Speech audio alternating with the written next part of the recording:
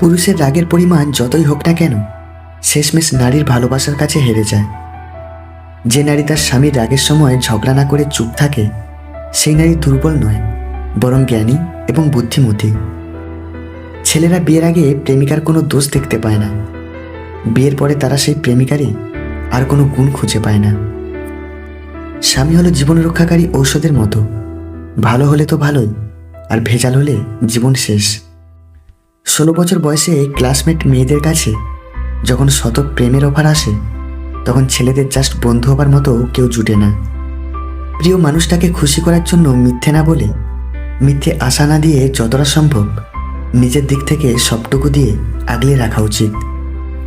চুপচাপ থাকা মানুষগুলোকে কখনো দুর্বল ভাবা ঠিক না, কারণ তারা ভদ্রতা জানে বলেই চুপচাপ থাকে, আর এটা তাদের পারিবারিক শিক্ষা।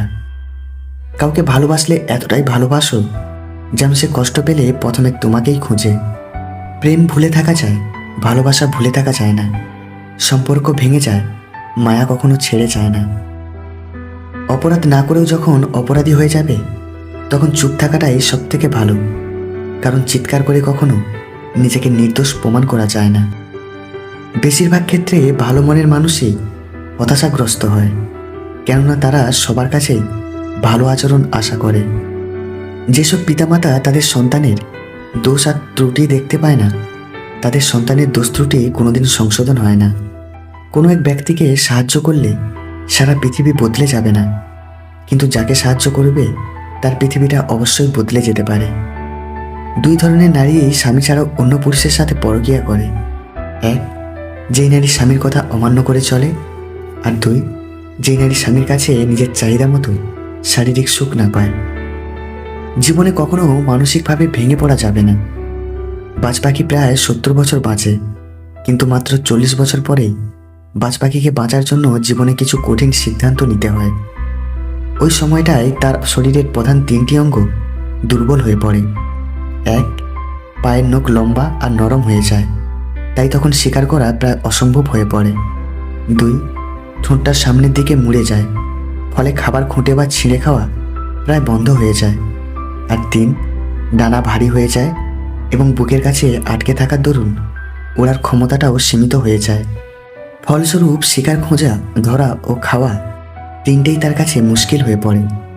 তখন তার কাছে 3টি রাস্তা থাকে: আত্মহত্যা, শকুনের মতো মৃত দেহ খাওয়া, আর নিজেকে তখন পুনর্স্থাপিত করা।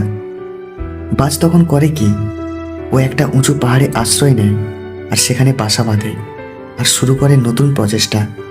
সে প্রথমে তার ঠোঁটটা পাথরে মেরে মেরে ভেঙে ফেলে।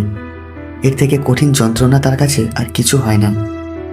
একই রকমভাবে নখগুলো ভেঙে ফেলে আর অপেক্ষা করে নতুন নখ আর ঠোঁট গজানোর।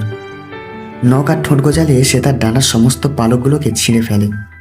কষ্ট সহ্য করে অপেক্ষা করতে থাকে নতুন পালক গজানোর। 150 দিনের যন্ত্রণা আর প্রতীক্ষার পরে সে সব নতুন করে পায়, প্রায় আবার সেই লম্বা উড়ান আর ক্ষিপ্রতা। এরপর সে আরও 30 বছর জীবিত থাকে, আগের মতো শক্তি আর সামর্থ্য নিয়ে।